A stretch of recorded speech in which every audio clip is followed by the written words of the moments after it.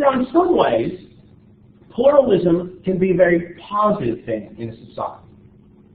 Having various peoples from various cultures can be something that leads to the betterance of society as people work out how to relate to each other. But what it tends to often produce in a postmodern outlook is a relativism. Right? The truths are relative. What's true is true for you, what's true is true for me. Which I don't think that, while there's some positives about the postmodern outlook, I think that that's where, as Christians, we have to draw the line. And while we might think that there are certain truths that may be relative dependent upon culture and time, I would think probably most Christians would say there are truths that are truly true, independent of time, culture, or space. But ultimately, at its base, the postmodern outlook is a paradox, which maybe postmoderns revel in, but most postmoderns do not fully grasp, which leads to postmodernism being something that cannot fully stand. Think of the statement, "We cannot know the truth." A very postmodern statement. Reflects all the characteristics that we've talked about.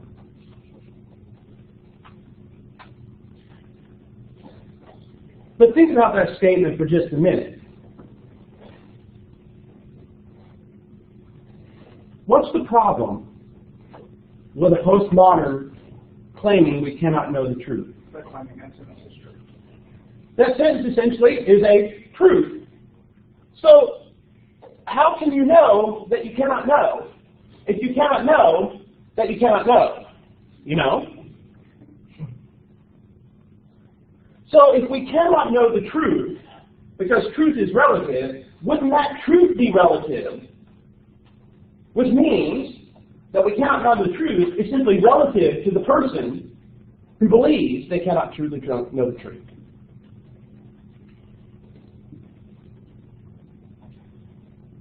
So postmodernism, at its heart, doesn't pass the smell test, let's say. While postmodernism pointed out some very important aspects, or points out some very important aspects of how we view the world and what shapes our view of the world, as a consistent worldview, it fails. But of course, we see that it has a profound effect. There aren't too many people saying, we cannot know the truth. But wait, if I say we cannot know the truth, is that truly true? Right? So there's not a self-relativity in any of us most of the time to investigate that. Instead, we kind of accept some of these things on their face, like the relativism. Well, that's true for me, but it may not be true for everybody. Well, that could be accurate about some things, but within Christianity, there are some things that are true for everyone. And so the postmodern outlook shouldn't be one that Christians necessarily completely adopt, but it is one that some Christians are adopting. But staying with this idea of pluralism and relativism, I think it's important to kind of get a sense as well of where we stand in the world from a religious standpoint in thinking about where is Christianity in the 21st century in all of this. So some general trends and numbers. I'm going to be showing a lot of graphs. What I'm wanting you to get out of this is not the specific numbers. There won't be a multiple choice question, for example, that asks, what's the percentage of the world's population that is Christian? Right? That's not what I'm looking for. Instead, I want you to kind of get some trends and some ideas. This is a breakdown of the world's population around the year 2000. As you see there, Christianity, again, very broadly conceived, was about 33% of the world's population. That worked to be about 2 billion. There were about 6 billion people in the world in 2000. The second largest group, of course, is Islam, which numbered a little bit over 1 billion. Non-religious here is probably not a good term. Instead, probably unaffiliated would be a better term. Because many of the people that would fit into this non-religious category would still talk about spirituality, might be believe in gods or spirits or angels. But it would also include some places in China that are specifically non-religious, right? So non-religious includes atheists, agnostics, as well as people that don't necessarily identify as religious. The unfortunate term other includes groups like Jews. It would also include Shintoism, Jainism, Sikhism, some other smaller groups. But, most demographic discussions like this usually have an other category. What would primarily indigenous? That would be like traditional African religions, Native American religions, so that would be included in the indigenous. 10 years later,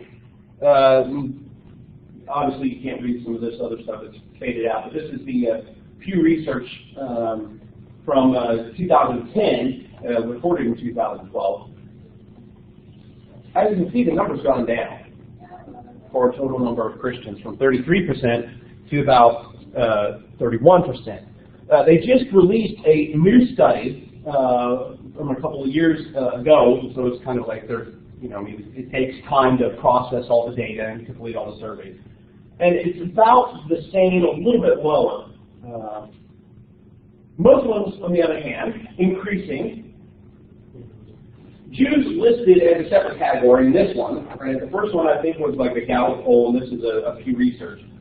The number of unaffiliated has gone up 2%. Now again, unaffiliated would include non-religious, atheists, but it will also include people that are not affiliated with a specific religion. Right, so a decrease in the percentage of Christians, an increase in the percentage of Muslims and unaffiliated. This chart, also from the Pew Research, kind of gives you an idea of what populations, what religions represent majorities in what areas. So the red here is Christianity. The different shades indicate how much of a presence there are. And so the lighter shades is less, the darker shades are more. Islam you see mostly here through North Africa and the Middle East, and then also in Southeast Asia. The largest Muslim country in the world is Indonesia, where a third of the world's Muslims live. The gray is the unaffiliated, right? So a large part in China, some in Japan, a few countries in Europe, but then also the United States is kind of less red because of the presence of other world religions and the unaffiliated.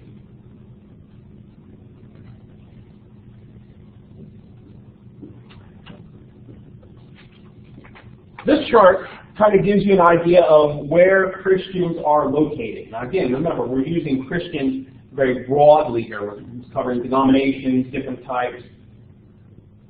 So a large part, right, and this is the key, right, a large part of Christians are present in what's known as the global South. Right? So Latin America, South America, South Africa, and then in the Asian Pacific region, South Asia. So Christianity expanding in the global South, decreasing, of course, in its more recent centers, North America and Europe, but still heavy presence there as well. Right? Just to kind of give you an idea, the 10 countries with the largest number of Christians, again, this is 2010, the United States, but Brazil, Mexico, Philippines, Nigeria, China on the list, the Democratic Republic of the Congo, Ethiopia. So most of these nations in the top 10 are global South countries. But this one is interesting as well. And again, you can't make it out because I apologize for this. The subtotal for those countries, right, 10 countries, have 1 billion Christians in it. The subtotal for the rest of the world is 1.1 billion. Right? There are a lot of other countries in the rest of the world. Right? So predominantly, a lot of Christians are in those regions. To kind of give you a contrast, the world's Muslims, right? Islam growing, where are the world's Muslims located? A lot in Middle East, North Africa, large numbers in Asia Pacific, large numbers in Sub-Saharan Africa as well, but growing centers in Europe as well as North America, and just relatively few in South America, Latin America. Where are the unaffiliated? Well, the unaffiliated, of course, are in Asia, but growing numbers in Europe, growing numbers in North America as well. This chart, I think, is a rather interesting one because it details Sub-Saharan Africa since 1900. This color, or this line, represents the traditional African religions. So from 1900 to 2010, sharp decrease. Missionary activity, conversions, some of which forced, but in general, missionary activity. So, decrease of that. The orange is the rise of Christianity, 9% in 1900, 57% in 2010, and the growth of Islam here is the other one. So huge, especially post-World War II. Right? There's a post-World War II missionary boom. Again, it's across all Christian groups. But we're seeing this is a relatively short amount of time.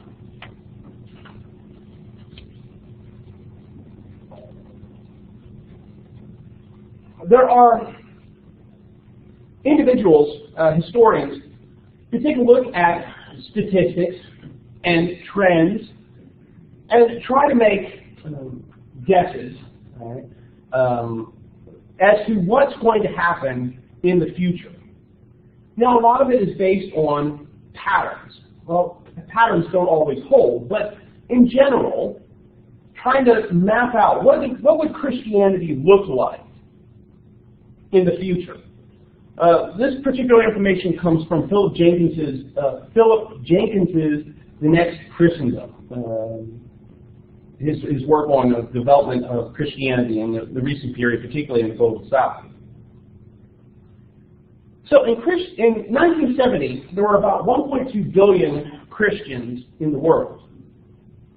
And you can see how they were roughly spread throughout the world. The two big centers, of course, were Europe and North America. Right? And so although Christianity had developed in the Middle East, it eventually became centered in Europe and spread to North America. Latin America, of course, also a pretty good-sized representation of Christians. In 2010, there were 2.2 billion Christians, almost doubling in those 40 years. In those 40 years, there were 350 million Africans who became Christians. Again, almost 300 million in Asia, while only 70 million in the United States. Latin America almost doubled the number of Christians. Europe gaining almost 100 million, and Oceania, which includes the Pacific Islands and Australia, New Zealand, that's what we're talking about here, gaining another 10 million. So these historians, looking at the the demography, say, given the way the world's working, if nothing major happens, what will Christians look like? What will Christianity look like another 40 years from now, in the year 2050? Well, it's projected, reasonable to project, that there will be another 1 billion Christians added. But where will those Christians be added? And so Jenkins postulates in his book, again, certainly things can happen, but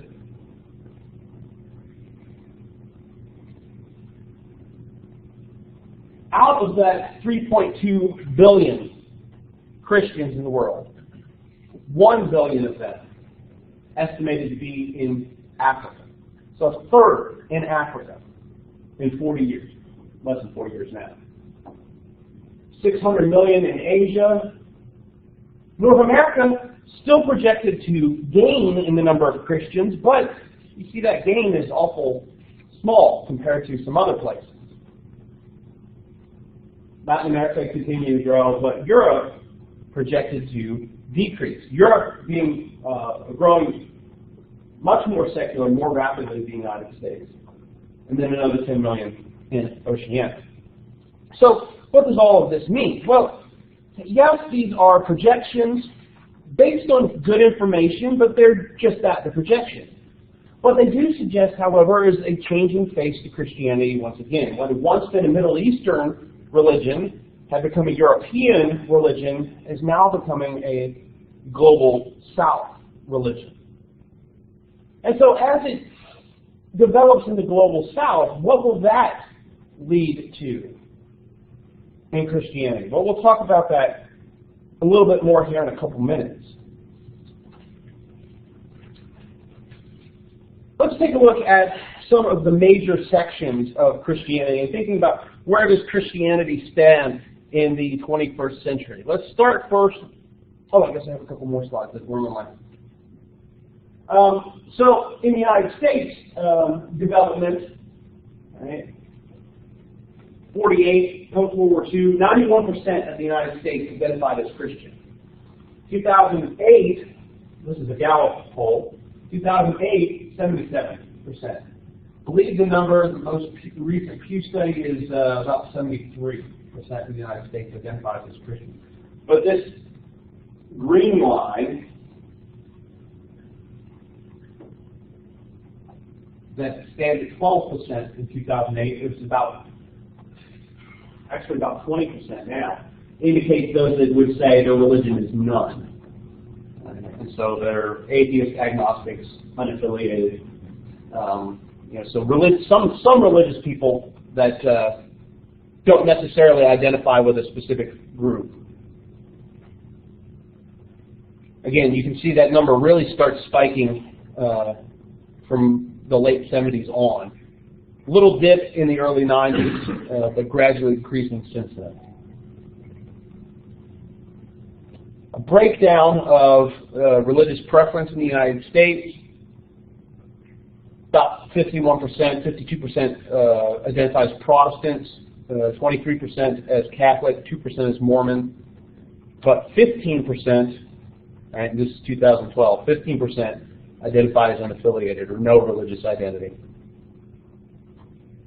Also, of course, increase or decrease in religious attendance of religious services. Breakdown by group. Mormons, more representative of religious services than other groups, more likely to attend frequently.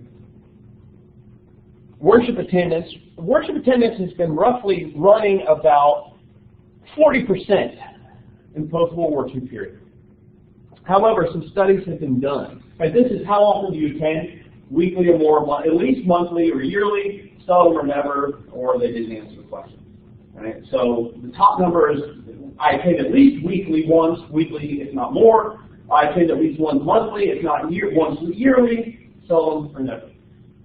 Well, studies have been done where this was actually tracked as opposed to asking somebody. Right? This comes from a survey. Right? How often do you attend?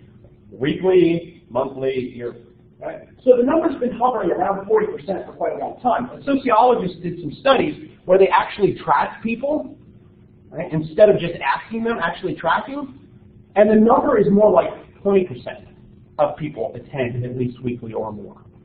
Right? So people think they attend more often than they actually do, the aggregate across the United States. They're more likely to attend less frequently than what they think. Right? So even though you find these numbers of 40%, it's probably about 20% that actually attend weekly or more. Trends in religious affiliation. The basic point of this is, right, the numbers of Christians are going down, the number of non-affiliated going up. Even this one, of course, breaks down atheists, agnostics, nothing in particular, with the nothing in particular growing significantly, while atheists not growing that much. So not a lot of people in the United States are truly atheists. That number is growing, obviously, and it's a significant growth. But it's not, I mean, the people that are nothing in particular is growing. That's where most of it is growing.